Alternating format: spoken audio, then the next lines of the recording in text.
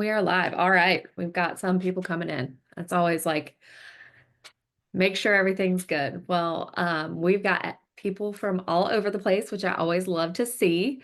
And I am completely ecstatic that you guys are joining us for the 5 game-changing industry shifts that you must know about. I've got a rock star panel here today, and one of my teammates here, and we're just going to have great conversations.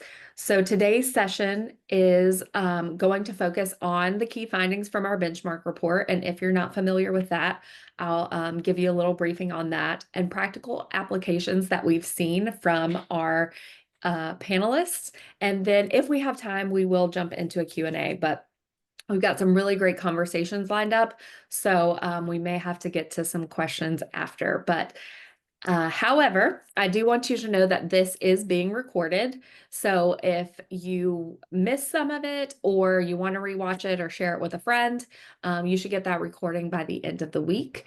You will see a survey pop up at the end, or you may even see it in your follow-up email. It is going to help us with future benchmark reports and even some feedback on the products. So please make sure to check that out. We love getting feedback. Use the chat to engage with our panelists. We love knowing that we've got people on the other side listening and excited about the conversation. If you do have a question for one of our panelists, make sure to throw that in the Q&A so we don't lose that. Again, still seeing the chat, people from all over the place and lots of familiar names, which I really love. All right. Well, I am going to introduce our rockstar panelists. They are the stars of the show here. So we've got Chasta Hamilton. She's the CEO and founder of Stage Door Dance Productions. Katie Heddens, she's going to be joining us in just a little bit. She's the founder and owner of Black Diamond Gym and Sports Center. Scott Barron is the CEO and owner of Barron Sports Center. Frank Sahlein is the CEO and founder of Third Level Consulting. And last but certainly not least, Regold, the founder of Regold's Dance Life. If you guys want to give us a wave, try not to take too much time on the intro so we can get into the good stuff. So if you're not familiar with our benchmark report, this is our 5th annual report, and it's 4 years of aggregated data that we've analyzed so that we can show you what's going on in our industries based on our clients, which is about 7 to 8,000 unique businesses that we could pull this data from.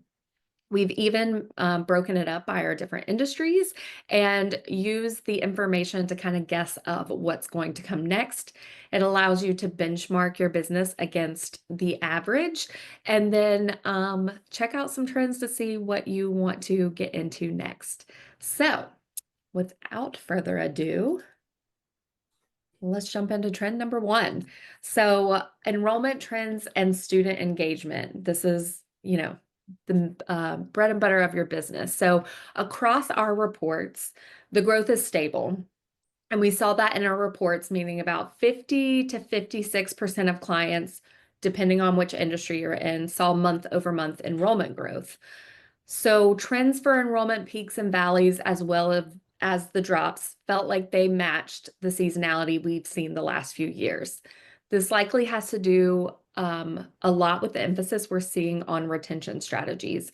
So Scott, I know you have a great grasp on how your team is marketing to get new students in and retain clients. What are you seeing as the most effective way to maintain that consistent enrollment and combat those seasonal drops?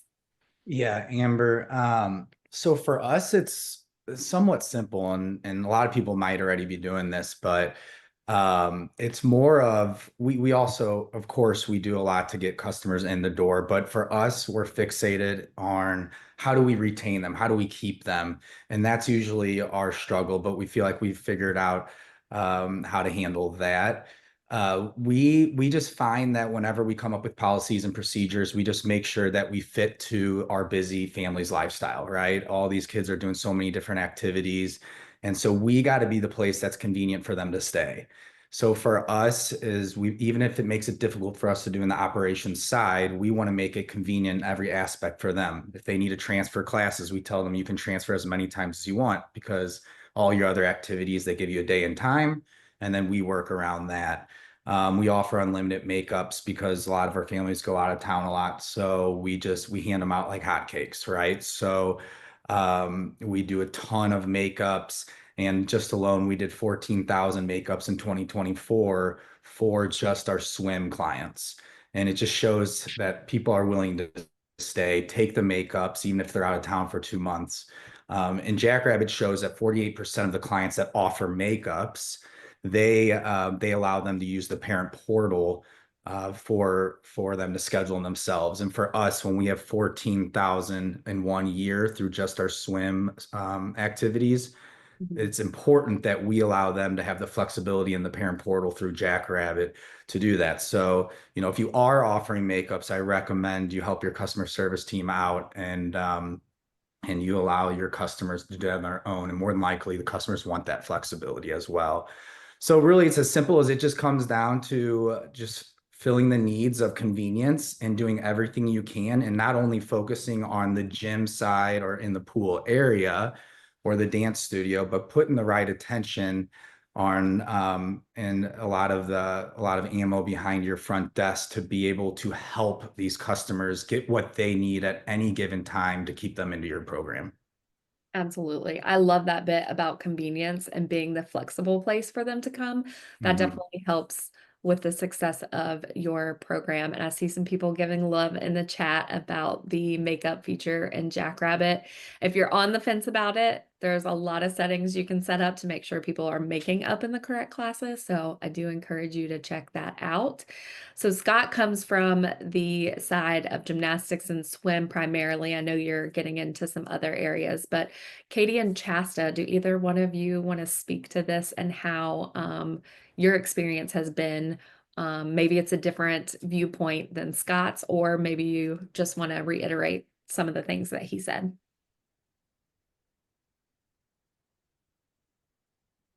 Do you want to go? Sure. I have just a couple notes on that, but similarly to what Scott was saying, is it's so important to read the room, right? And we're all working in the best interest of the children that are coming to our program. So being flexible, reading the room, listening, hearing the needs, being open, even in our dance studios, like what worked 10 years ago doesn't necessarily work today. So not being so stuck in the past that you prevent yourself from moving into the future and being aware of the shifting and changing trends. One thing that our team likes to say is to be change persistent instead of change resistant, so that we're constantly moving a step ahead of the clients to hopefully better serve their needs. Because to Scott's point, like flexibility is key, and dance historically has been very systemically set up to say like this is required, that's required, and requirements are great, but if at some point they're becoming a disservice to accommodating the children and their academic commitments and what they need to have this healthy holistic upbringing, then we have to reassess and adjust. And I think that's where we have seen the most client appreciation. And then similarly to Scott, we focus on recruiting, converting, retaining. And then even if we don't have the retention and people leave, what we're seeing now is we often have a cycle back. And when they cycle back to us, they often cycle back with 3 to 4 friends. So we call that the build bridges instead of burning bridges, because then you see that enrollment continue to grow exponentially. Yeah, they go on to try something else and find their way back. What about you, Katie? I think, honestly, I don't know that I have a whole lot more to add to that. I think that Scott and Chester have been very thorough with that. I think the biggest, commonality, which is super appreciated by most customers, is make it easy, Mhm. eliminate the obstacles, make it so that it is, they feel appreciated, they feel valued. They don't ever, we don't want our actions to ever make our customers feel like they're coming in with a dollar sign branded on their head.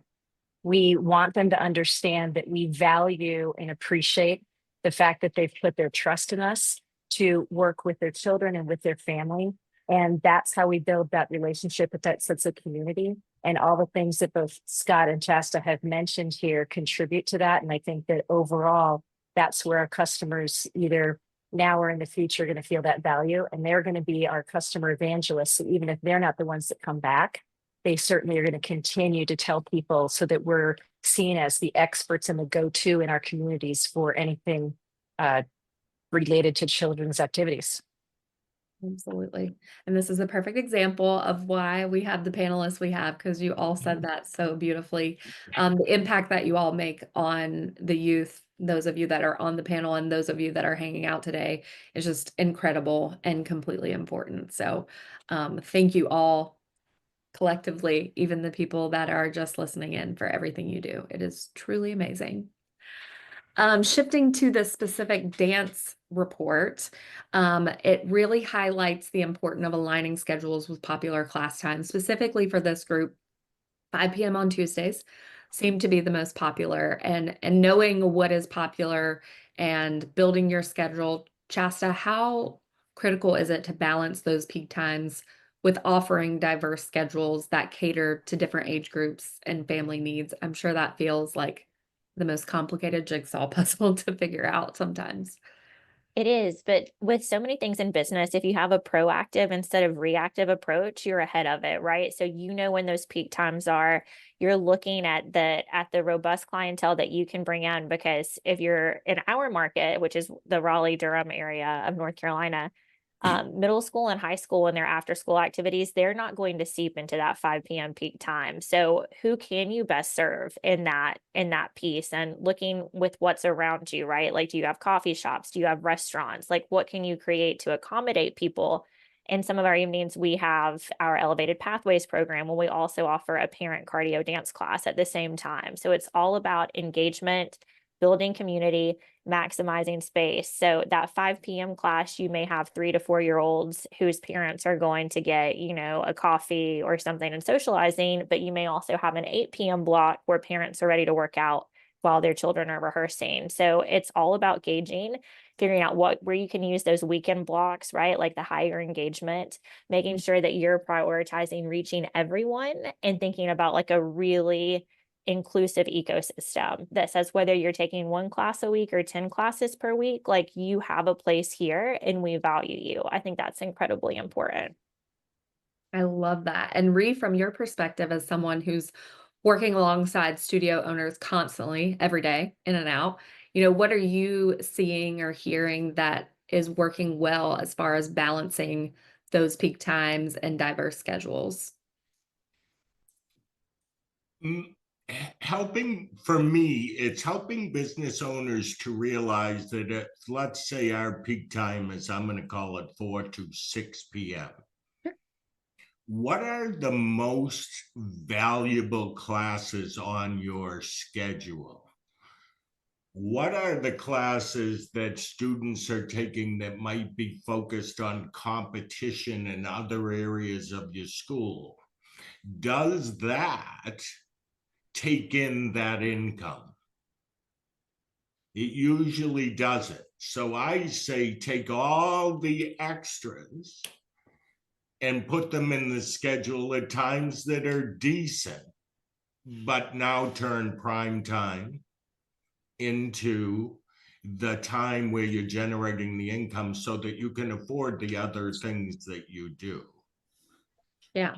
I'd also say that I want to see 2 years, like 2 years difference in age, maybe across 3 rooms Sure. during Think that. about those families with multiple children that you can accommodate at one time. The 2 that you can accommodate is going to make you so, and everything everyone else said here, I think in our dance world, it needs to be more about, somebody said the word rigid, it needs to be what is our clientele looking for in 2025. Totally agree. Yeah. Not what we want them to do, but what are they looking Right. for? Yeah. Fantastic. All right. Before I hand it over to my co-host, we're going to hit one more question on enrollment trends. Looking at gymnastics and our youth activities report that kind of encompasses a multitude of activities, there's a trend toward offering more flexible class options. We saw more weekend programs and intensives, particularly for younger athletes and students. So, Katie, talk to us a little bit about the pros and cons of moving away from traditional schedules, because I know that you've done both. How do you see that impacting acquisition and retention? I think building on what Ree is saying, read the room, right? Like that, I think what our customers were looking for and what were the go-tos and the givens in the past are not necessarily that. Again, we've got to continue to listen and watch and see what people are needing at this time and what they want. And in the past, I'm with Black Diamond Gymnastics and Sports Center, so we've done something called Diamond memberships. And originally, I added Diamond memberships where it was an add-on to their tuition. They could get unlimited open gyms. They could have unlimited makeups, et cetera. We don't traditionally do makeups just because we don't have the space to be able to do that, to be able to accommodate that. And so that was a new thing. But the reason that I originally did it was we were at a point where we had to do a significant increase in our tuition prices. And I had to figure out some additional value to pair with that raise. So everyone got a free complimentary Diamond membership that lasted for about 4 or 5 months. That was years ago. We've gone away from that, but we're actually looking at circling back because of all the things that are being said here. People are looking for that additional flexibility. They're counting every single class interaction for the month as far as what they're paying for, making sure that they're getting exactly what they pay for. And while we can justify how we state our tuition and exactly what they're getting for their money, we still don't ever want that impression that they're not getting all that they thought they were going to get. We want to over deliver, of course. And even if in my business we can't offer these makeups because we don't have the space to do that, I don't ever want the customer to feel like they're missing out and give them a reason to go find another activity. So as a result, we're probably bringing this back, and this is what it looks like. Potentially, there are a few ideas that we've been, throwing around. For example, unlimited classes during some of your non-prime time time slots. So your 1 to 3s in the afternoon, et cetera. There's no reason why you can't do that. And there's no reason why you also can't require them to pre-register, even if it's that day, like you might do for an open gym. You can pre-register on Jackrabbit, you set it up as an event, and then you can staff accordingly. You can also do additional classes where it's more of a physical education mindset, meaning that you can do an even more inclusive job as far as teaching a variety of different ability levels within a class. Or do more of a medley class where in our situation, it might be a mix of gymnastics and ninja and tumbling and trampoline and maybe even some dance in there, et cetera, and giving them a flavor, which actually is going to not only be more convenient for the families because it's a little bit of a one size fits all to a certain extent, but for your business, you're going to end up exposing them to other things that you do. And you might end up getting them in there multiple times a week or getting them some of the siblings that otherwise didn't find interest in what their sister was doing, et cetera. And then lastly, doing some add-on classes. For example, kids who want a little bit more intensive. Intensives are very common language and verbiage for the dance community, not so much in the gymnastics community. But what if you had your general level classes that are all ability and age focused, but then you did an add-on that was for those kids that want just a little bit more that's going to continue to build on it. Maybe it's more routine based, et cetera, et cetera. But a situation again where you can bring some ability levels together and you have this additional programming that's not going to be too far out there for causing you a big issue with trying to find staff who can teach it. And if they're bought in, then oftentimes they'll take on your non-prime time spots. Yeah, I love that. And I especially love the concept of like, we tried it and this is how it worked, but it's a different time now. So let's try it again. We're seeing the writing on the wall, we're reading the room, and it goes along with that change persistence that Shasta was talking about. So awesome. Thank you all. I'm going to hand it over to Molly for the next section. Yeah, so our second trend is on financial performance and revenue. If you don't have quick access to the benchmark reports, you can access them in the resources tab. It's going to be along the bottom of the Zoom bar. So you can pull those up and kind of go along, follow along through those benchmark reports if you want to. So yeah, the second trend, like I was saying, is on financial performance and revenue. Frank, I have a 2-part question that's going to be coming to you first. So tuition increases have been observed across all of our industries, anywhere from a small 1% increase to up to 26%. And the report showed that that approach to tuition increase varies by industry, or excuse me, by business size. I misspoke. So my first question is, what's your philosophy on pricing strategies, balancing revenue goals with customer price sensitivity? And then that second one is, what advice, excuse me, would you give these businesses when it comes to pricing strategies? Well, thank you. First of all, it's great to be here with all you amazing geniuses here on the panel. Love it. So first of all, just a couple of observations. First of all, the true cost of living is not what is published by the government. Our traditional 3 to 6% price increases on average across the industries, the child activity center industries, are simply not going to make it anymore. The reality is at least 6 to 8% annual increases going forward. Without those increases, as you all know, you can't keep up with competitive wages, which we'll get into in another section, because the minimum wages are higher, the food service or store chains are competing against us. Obviously, your rent, your property taxes, all of the equipment replacements, utilities, insurance, and all that, you can't keep pace today. You just cannot. So we have to continue to raise rates at the rate at which we can support everything that we do, from staff to rent to insurance to education to equipment and everything else. Otherwise, we can't provide that quality of service. We simply won't be in business because of the quality equivalent or lack of that going forward. So to do that, we have to continue to convey to our customers in a compelling manner the value of our services. And the value of our service is increasing all the time. The more high tech the world gets, the more high touch it needs. And we've got the answer to that: the touch, the relationships, the physical environment, the physical relationship of the child to themselves. I know I'm on the soapbox here, but I'll get into the pricing strategies in just a second. But the fact is that we are the answer. A child activity center industry, sports, arts, etc., land or water, is the answer going forward to give these children all the tools they need to cope with the world. So balancing the revenue goals with customer price sensitivity, like I said, we must continue to do that, but to make it palatable, we must convey the value proposition continually and in different types of ways. The way that eventually falls out is, what is your actual profitability? What is your EBITDA, that earnings before taxes, depreciation, amortization? Do you have that kind of earnings? And what is the standard for earnings now? Because your price increases compared to your costs are going to leave you with a certain net margin.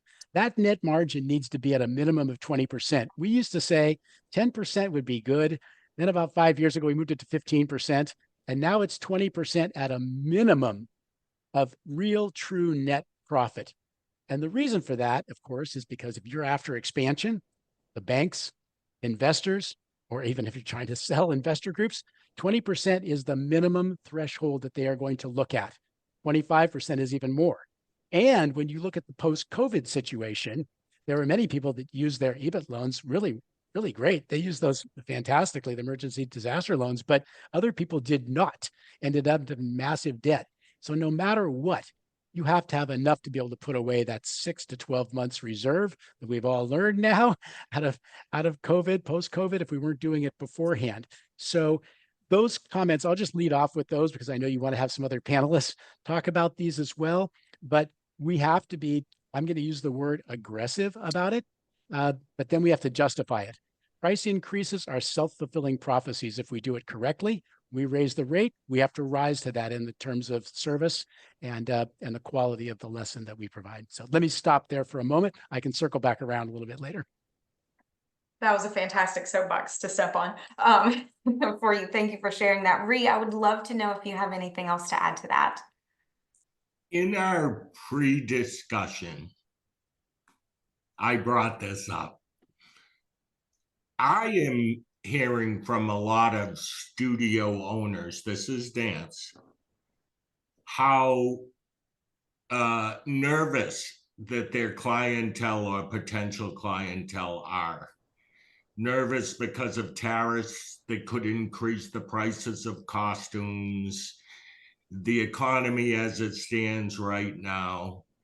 And they're not sure because our industry took a big, how do I want to say it? Over the since the pandemic, in most cases, because there could be people listening here who say, no, no, not me. Our tuition has increased a lot in the past 4 or 5 years. So there is a sense of nervousness. So if I had listened and I heard maybe the 3% is appropriate, I wonder about those people who are in that place and what they might think about that.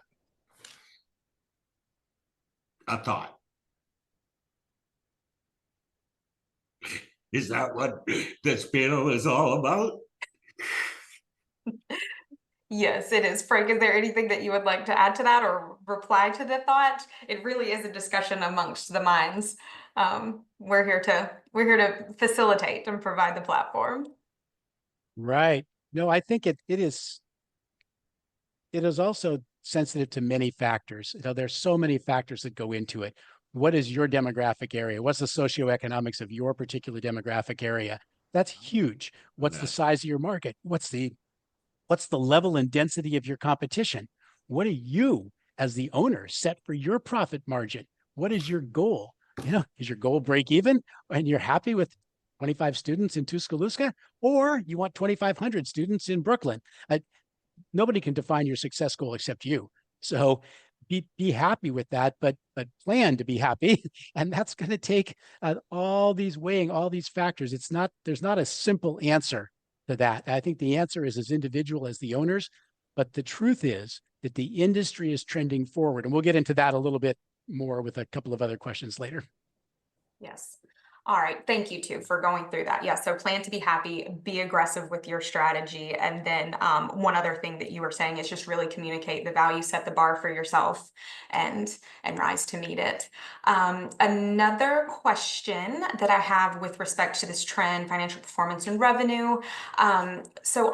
Across all 4 reports, there was an average of 72% of Jackrabbit clients that utilize an automated payment system.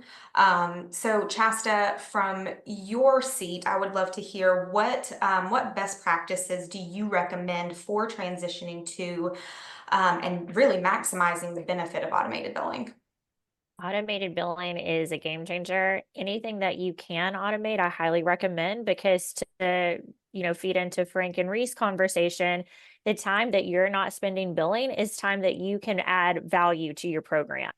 So you can, differentiate your branding. You can work on those curriculums. You can train staff. You can be high touch. You can smile at people more. So where we can automate processes, use that and open up other people to do things that no one else can do. Because to Frank's point, this is a high-tech world, but this person-to-person communication is so needed and so necessary. And so if we can really hone in on those opportunities to look a child in the eye, help them find their best self and let it get unleashed in whatever youth activity vertical they're pursuing, that's the special sauce that's going to create longevity for far longer than we can see it. And that's why we can't fear these processes, but we should use them to help open up our creativity and our authenticity and our opportunity to lead and grow. Right. You can choose to be in the weeds, or you can choose to add some value. I see a question about Jackrabbit allowing auto pay on the customer side. And so that is a feature that we have set up on our parent portal. So we have it coded and in our digital welcome packet that goes out every year prior to the session starting. It tells them how they need to key in their automated payments with that credit card billing. So you can go in and you can manually run that, or you can actually schedule it to run on your day and time preference. So there's lots of automated features. And I will say, when we set those up a few years ago, we did go through support tickets. So they're always happy to hold your hand and get it rocking and rolling for your community. Yes. Our support team is fantastic at doing that. Okay, real quickly before we move on to the third trend, Shasta, I know when we were preparing for this panel, we had talked about dance studios specifically experiencing a revenue boost whenever they hold annual recitals or performances. So how can studios best leverage these events and other special programs to drive both revenue and student engagement, kind of what we were talking about in that last trend? Yeah, so we've identified the important thing in our community is community and connection, right? And then dance is the skill that's also being taught as the magnet for that community and that connection. And within that flywheel, we're looking at how can we engage clients in multiple verticals and what are those revenue streams and how are they pulling in? So maybe it's a show, maybe it's a holiday activation, maybe it's a fundraiser for a community effort, maybe it's a trip. But what I always suggest youth activity centers do is make sure you know what is coming in and what is going out, right? Because maybe you have a lot of revenue coming in, but if it's all being funneled out, that's not really revenue for your business, right? Like it's a partnership or an alliance. So we want to make sure that we know where the dollars are going, what's coming in, what's staying in, what's going out, where is it going, and are those brands and partnerships aligned with the vision of where we want our institute to go? But I always just say be creative, right? We have tried pretty much anything and everything since the pandemic. Some of those things have not worked out. So it's okay to say, all right, we tried it, that didn't work, let's move on. But I think sometimes we get in this fear mentality of, maybe we shouldn't put ourselves out there, but try it, survey people, listen to them, give the people what they want. As many people have said on this call, meet them where they are and see what opportunities emerge from that. And it could be something far more successful than you ever imagined. But use that additional revenue to strategically plan, how it's going to help support your business goals. I like that. Make it exist, iterate on it, figure out what works, use your creativity, but also use data to help you determine, should we do this? Again, should we tweak it? And if so, where? And if it's draining the ecosystem, get rid of it. Like, don't be afraid to pull the plug. Right. That's a very important key to it too. All right, I'm going to pass it back over to Amber. All right. Trend number 3, and we've already kind of talked about this, but I want to make sure we hit some key points. So digital engagement through the parent portal, definitely not meant to take away from the personal touches, but it does become table stakes as a convenient service. So what we're seeing is the larger the business, the more programs are relying on parents to self-serve to make that positive experience and time savings for the organization. And Scott, I know you have both the gym and the swim school to give your experience here, but what innovative ways are you using these tools to make sure that you're building community and streamlining operations? Yeah, Amber, I think that when you get something like a mobile app or you have the parent portal, parents are only going to use it as much as you tell them to use it or you educate them to use it. So when you onboard them, it's really important that your customer service understands the mobile app and your parent portal and what all the functionalities are of it, to be able to explain it to a customer. And we're more than happy to help them on site with a phone call, but we always make sure we end the call saying, and just so you know, you can always do this on your end through the parent portal or the mobile app. I saw in the report that 350,000 enrollments were initiated through the Jackrabbit mobile app, which is just massive. When I saw that number, it's staggering. We saw over 3,000 in-app registrations too. So that's over 3,000 registrations we did not have to handle except processing the payment once it came through our email. So I highly recommend just making sure that your parents are aware of all these features and functionalities and sources that you can use in order to help them. And it's just great that Jackrabbit was able to integrate with Mobile Inventor with it, and it's been a game changer with us, even with just using the push notifications rather than text messages. It's really helped us out. Oh yeah. I really like the idea of reminding them about the app because most people, that's how they function anyway. And if they know Right. there's an app, then they're going to go download it and they've got everything they need right in one place. I really love that statistic about those app enrollments. It's really exciting to see that that many came from there, and that's excluding online registration and also the parent portal itself. So Chasta, I know that you guys use the app. Is there any, and you have done various things with parent experience. So anything you want to add to that? We've actually evolved our app because we were finding that bandwidths were just not, they were having a hard time understanding the differentiation between the parent portal, Spot TV, and the Stage Door Dance app, even though those can all integrate, but people were feeling like it was just too much. Mhm. So we decided to hyper focus the app on our elevated experiences. So whether that's travel or parade performance or video rehearsal for our performance companies, they all have their hyper specialized links. So we're currently using the app not in a general capacity, but in a specialized capacity. And it has been so wonderful because when we travel, like if we need to send a notification out, if we need to use it for crisis communication, which we have had to do in the past, everybody knows that this is where institutional endorsed communication is going to come from for these specific things. And it just creates kind of a nice centralized hub for that. But when we were using it in a general capacity, it worked, but like people were just getting confused. So it's just another example of like read the room and Mhm. figure out where and how you can meet people where they're at.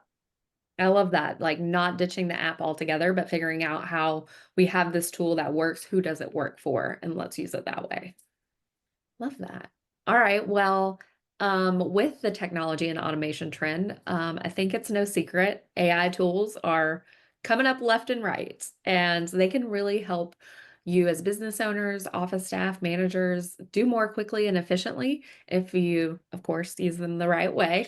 There are guardrails, but I thought it would be fun to just ask our panel, like, in 30 seconds, can you give us your favorite AI prompt or the most unique AI prompt that you've used?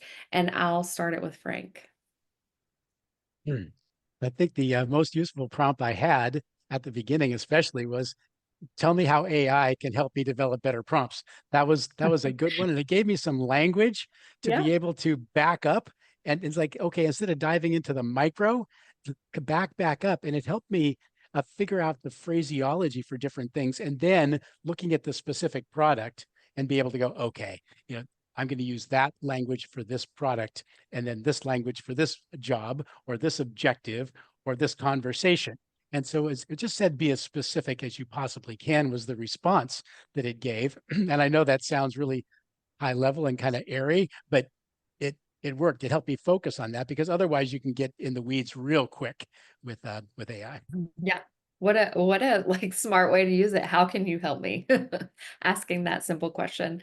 Katie, I'll punt it over to you. Probably one of my favorite go-tos is, taking our job descriptions when we're putting out a help wanted ad and asking it to take that verbiage and make it sound more exciting and energetic. Yeah, using it for the tone and energy you want to come out of the message. That's great. What about you, Scott? Yeah, I think we use it for a lot of marketing tools. But one thing we're dipping our toes in is trying to figure out a personalized monthly progress report for our students. So when they somehow reading the Jackrabbit on the back end and seeing how many skills that are left with this child, what out of those skills that are left, what is a comprehensive progress report on what that child needs to do to obtain those skills, and also delivering when they complete skills, what did they complete, and a description of that, and just giving them kind of a pathway and an understanding of the child's current level and curriculum to a parent that just doesn't understand, especially in the gymnastics world.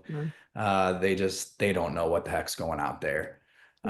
So it's just, if we could come up, when AI can come up with a really quick snapshot of a progress report for each of our students once a month, that's an overview, that'd be great. But we're trying to figure out the next step to get there. So Maybe we've got some Jackrabbit product people listening.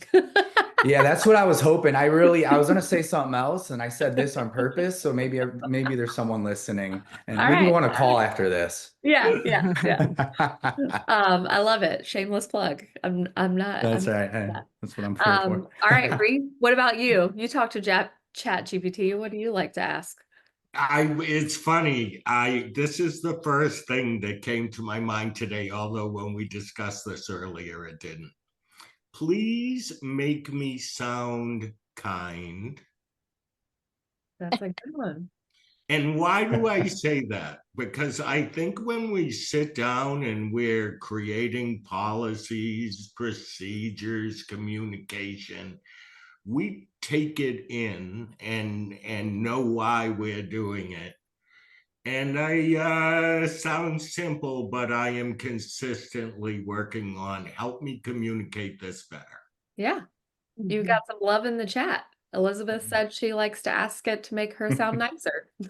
Yes, but what does that say about the people who need that? That's all I'm asking. It says that we've got a very important message to get out, but we need the brain space to not have to sit there and, massage the Okay. message. Yeah, it says that we're direct. Exactly. Okay, I like that. Direct. Yeah. And then I think, Chasta, you're the last one. What's your favorite AI prompt? So I like to use it for content strategy, especially for surveying like pain points. Like, what are the pain points of a parent looking for youth activities right now? Because sometimes, even though I have a child and I'm a mom, I've been so in this industry that I don't necessarily think about it from the outsider perspective. And the outsider perspective is very good in helping you strategize your messaging, your marketing, the conversations that you want to have. Like, what do parents have as objections to wanting to be a part of dance? And then how can we help break those down? And then when I'm just feeling like I don't want to spend brain power on it, sometimes I'll put in like strategies for responses to Google reviews or or I'll put in thoughts and I'll say, can you simplify this? So similar to asking for it to be nicer, but some more language isn't always good. Like sometimes very direct and concise communication resonates with people more than paragraph upon paragraph upon paragraph. So I might put something in and say, turn this into 3 sentences. I resonate with that because I tend to use more words and sometimes the message gets lost. So I have been using that a lot lately. I do have to bring attention to the one in the chat because I've seen this trend on social media. For office morale, we asked ChatGPT to roast our staff pictures, especially after a long afternoon. It's a good buffer. So I don't know if you've seen that social media trend, but you can put in a picture and ask it to roast you and it'll give you a good laugh as long as you're, knowing that it's going to roast you. It's an okay thing. So thanks for making me laugh. All right, I'm gonna hand it over to Molly for the next trend. Perfect, thanks. All right, we have just under 20 minutes left and I believe 2 trends, so we can get there. We can get it all in. The fourth trend, not the third, the fourth trend is on staffing in the workforce, which I know is another section that we could just go on for hours on, but across the board, we see rising wages and challenges with staff retention. So dance studios have the highest 2-year staff retention rate, and that's at 42%, and swim schools have the lowest at 36%. Frank, I want to direct this question at you, and it's what strategies have you found most effective for attracting, retaining, and motivating quality staff? Well, we just came off of a pretty intense survey of about 20 questions to people across the sports and arts division. And I'm just going to read a few results to you because these stats are actual stats that people actually filled in. They're not a wag, right? Wild ass guess. So some of these stats will be helpful. I'm just going to go down a quick litany of them because it's just going to be faster. First of all, that the new reality is that 62% of the owners said that staff are not as committed as in the past. 45% that they said the applicants are completely unqualified, and about let's see, so what was it? 68% said that new staff don't see our industry as a career path anymore, and 63% is that the perception is just a job now, and 58% are unwilling to engage in serious work training. So this is defining the issue, okay? On the other hand, 74% said that the demand for their services is far greater than their supply of staff, much less qualified and trained staff. 78% said that the best source of their current staff is referrals from their current staff. The number 2 source at 68%, that people could mark more than one, is recruiting their current or former students. This is no big surprise. 42%, however, said that they had an organized system of recruiting, oriented hiring, All the others said they're either working on it or they don't have it. But that's a systemic problem within the organization, whatever organization is itself. There are multiple methods of staff training. Most of them involve mentoring. They were the most effective ones. 60% said that they were increasing wages by somewhere between 10 and 15% this year, and envisioning that for next year as well. I will say that in terms of the actual recruiting, it had to do with the benefit set. And we asked two questions there. One was, what are the financial incentives that you're using? And of course, that was all over the board: paid training time, family discounts, annual pay increases, paid time off, private lessons, evaluations, bonuses, spotted bonuses, overtime pay, health insurance, employee retirement, all those things. There's a litany of things there. And it was interesting to see that everybody used a variety of them. If you looked at the overall stats, that was one thing. If you look at the individual responses, they're very different. And in these surveys, as in all surveys, the comments, we always put big comment boxes in because the comments are actually more important than the statistical analysis coming back, because that's where people are really saying how they feel about something. And that's really what moves it forward. In terms of the wages per position, we did break that down by position as well, from line staff to office workers to part-time managers to office managers, et cetera. And the breakdowns are there, but everybody is realizing that their wages are going up like crazy. Their training methods are going to have to become quicker because people are more transient. And in the end, our solution to that, and I'll just wind it up with this, our solution to that is reframing how we approach employees, because employees are not employees anymore. They're essentially independent contractors, whether you like it or not. They're not independent contractors in a legal sense, but they are in their own head. I should use the term free agents, because they feel like they are free agents. Everybody actually is anyway. It really doesn't matter who signs your check. You're still a free agent. But we've coined a term and even copywritten it for another purpose: self-directed learners on self-directed journeys. If we do that, then it's all about what's in it for them. And we're approaching it on that basis. We have no choice today but to do that, at least for the time being. So let me just stop there, because there's a lot of good people that have a lot of good input into this, but that's a quick flash for you. That was fantastic. Katie, I'm going to come at you next. Thinking about these free agents, and you use so many other great terms, Frank, that I can't recall right now.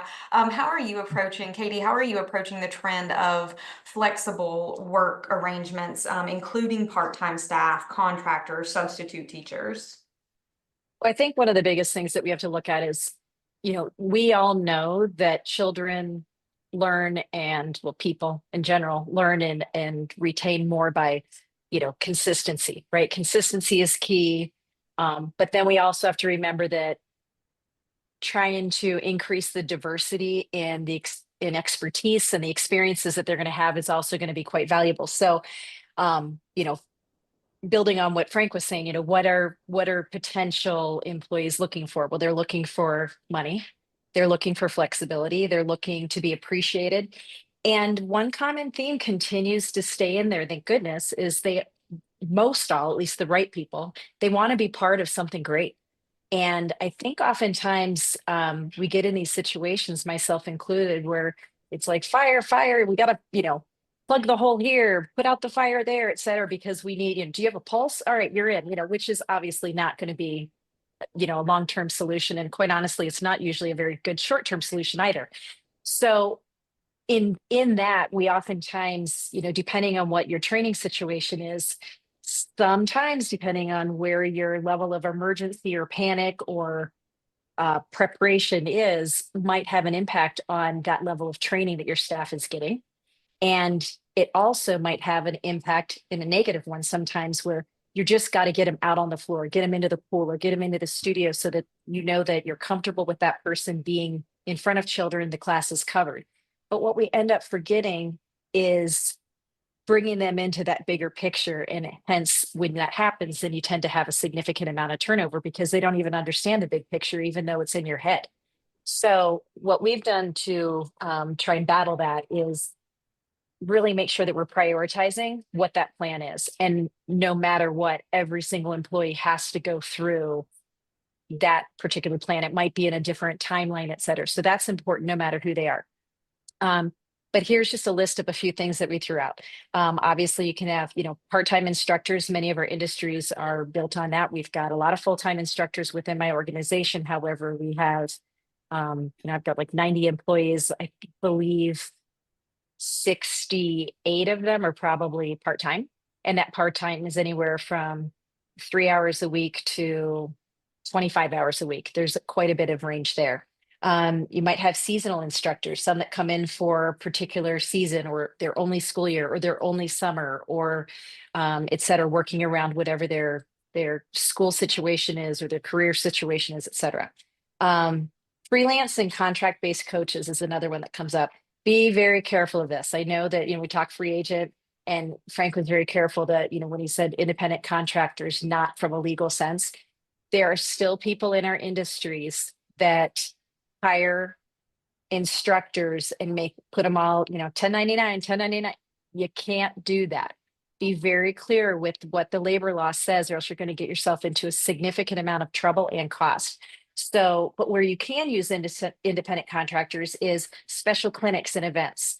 But again, look at your labor laws. Employees are ones that have a set schedule. They're paid wages. They have distinct roles and responsibilities and obligations. Contractors are self-employed, so they set their own schedule. But you could certainly have someone come in for a clinic, or you could have someone come in for a week or something like that. That's okay. But just always double check yourself and make sure that, nobody's sending us as businesses or knocking on our door saying, hey, by the way, this is just a courtesy call. The labor laws have changed. Make sure, it's our responsibility as business owners to be aware of that.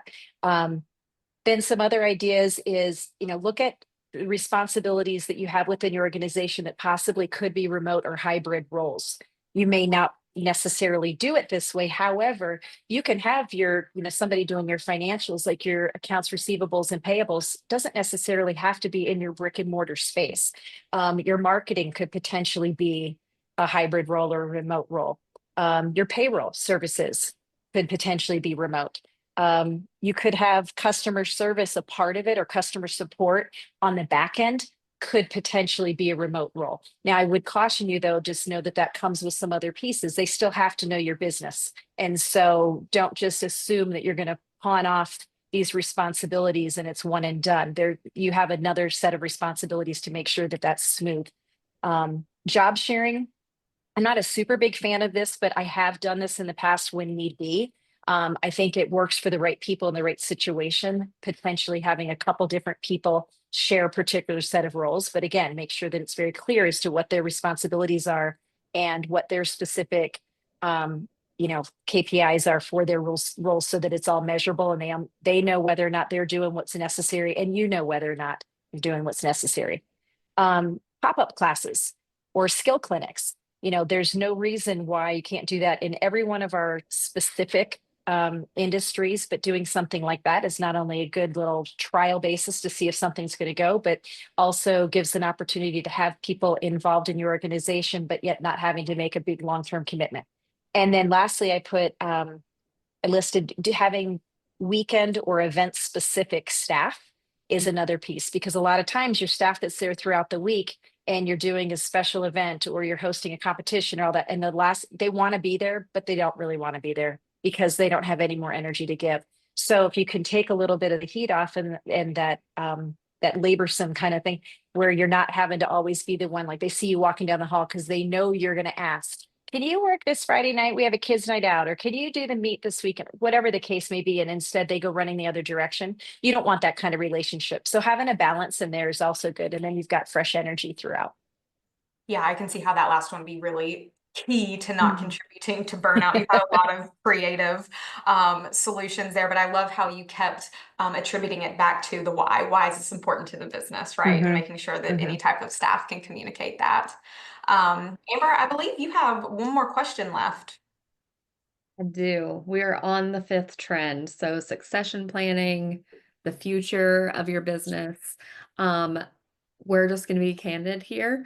There's a lot of chatter about what this can look like, and there are a lot of options. And I think it's important to hear from our guests on what they know as far as the options they're seeing and what advice they would give you as a business owner on what you want to do with the future of your business. I particularly want to make sure that I get some input from Frank and Ree, and then I'll have Katie round us out just because I know we're short on time and I want to be respectful of our amazing panelists that have brought a lot of great stuff to the conversation. So, Frank, I know this is your area of expertise and where you and Third Level bring so much value to the conversation. So I'll let you have the floor for a couple minutes and then I'll pass it over to Ree and then Katie will close us out. Okay, great. Thank you. I think that as of 2 years ago, except for childcare, there wasn't much, and swim, of course, there wasn't much in the way of investor groups in the land-based sports and arts. There weren't a ton of them, but now they are there. And there was a lot of fear around that. The fear was based on a lot of the contacts that were being made. They weren't being done in a professional manner. They were being done in a kind of rude or brusque or assumptive manner, like we're doing you a favor by even calling you as an investor. And they've learned really quickly not to do that. Our industry is pretty amazing, but there shouldn't be any fear. It's a natural progression or evolution of any industry. In our industry, we always knew we were cool because we had a great mission working with children and developing that. And they like the recurring revenue model, but most of all, they like the fact that we become much better businesswomen and businessmen, and we could produce really good earnings. Hey, so they work it backwards. They look at the earnings first, then they look at the recurring revenue model. Then it's a big bonus that we're such a cool mission because we are. So looking at this natural, unstoppable trend, you're not going to stop it now. It's the same in any industry. We've had the experience over the past 2 years of having 60, yes, 60 investment groups reach out to us who want to acquire these properties. That's no joke. It's a compliment to our industry. I'll emphasize that again. But with this, their motivation is obviously to accumulate a number of schools, acquire them, sell them to the next bigger fish. They may say that they want to do it and just hold them. They may say that they're just blatantly going to do that. They may say, well, they want partnerships. They're all in a kind of a partnership model. If you talk to any of them, that's the key word you're going to hear across all of that.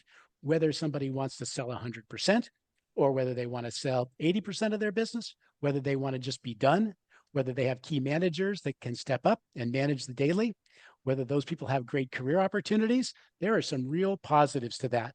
On the other hand, you can certainly just stay independent. Can you fight that? Yes, you can fight that. High quality, high integrity, great relationship in your community, the business to community relationship, the business to education relationship, all the things you can build in your community can't be easily duplicated by those investor groups. You could acquire more yourself. You be the investor, have 3, 4, 5, 6, 7 places.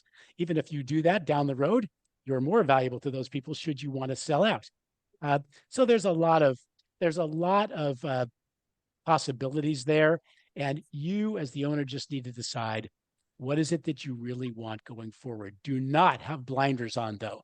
Be sure you are educated to what is happening in the industry. Get some perspective if you can, know what your business is worth, and then make your decision. But don't feel like, oh, this is happening, I need to sell quickly. Don't let anybody tell you that. You get to decide. Let me stop there because we have running out of time, and I know we got some other valuable input coming in. That's great. I think very thankful for you giving all sides. And we did extend it a little bit on the back end, 10 minutes, so that if we do go over, we're not getting cut off. But if anybody has to jump, my panel included, please do not feel obligated to stay on. But we do want to make sure we don't cut the conversation off before we can finish. So, Ree, I'd love to hear your opinion on advice to give these independent business owners that are just looking to thrive in this evolving landscape.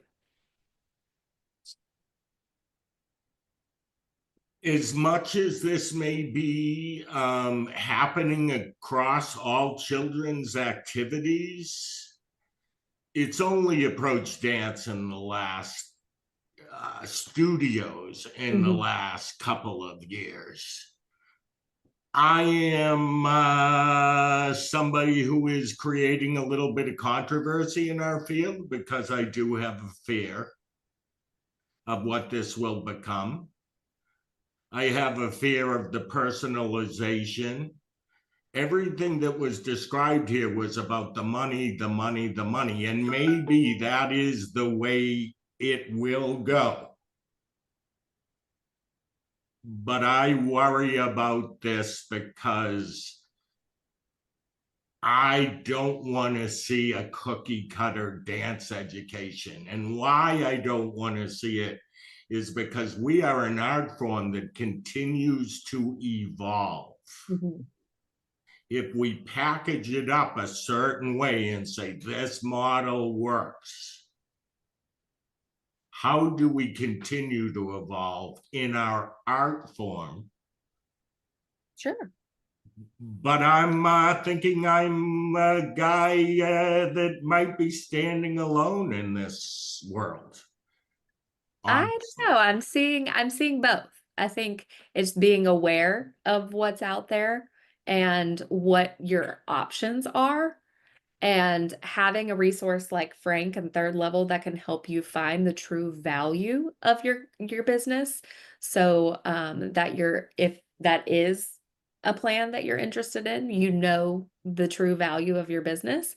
But I think also just finding ways that you can stand out if you decide that Agree keeping with that.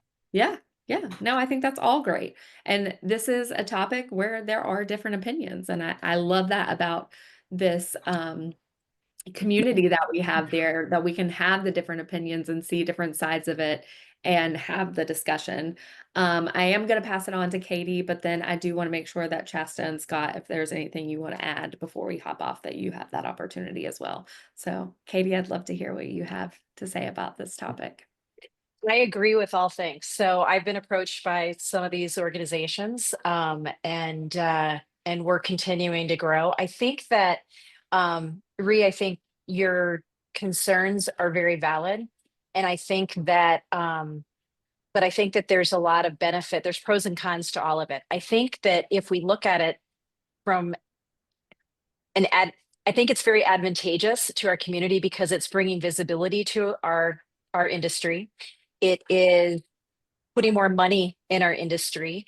It is potentially can have the impact of raising the bar and the expectations for our community, which is great. Because anytime we've had people come together and make it so that the commonality is wanting and needing higher quality, et cetera, that's always worked to our advantage because then we have the ability to bring that to them. And then we can also charge accordingly for that.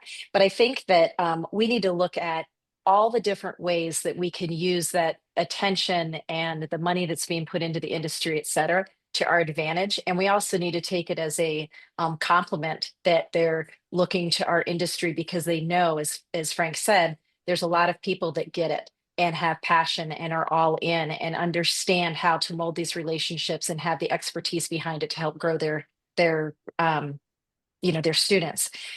So things like, looking at financial stability and growth, really put more focus, like lean all into your community and your brand, and really focus on that personalization of your product and your services because that's how you are different. Modernize our operations and be innovative with our programming, which many of you are already doing.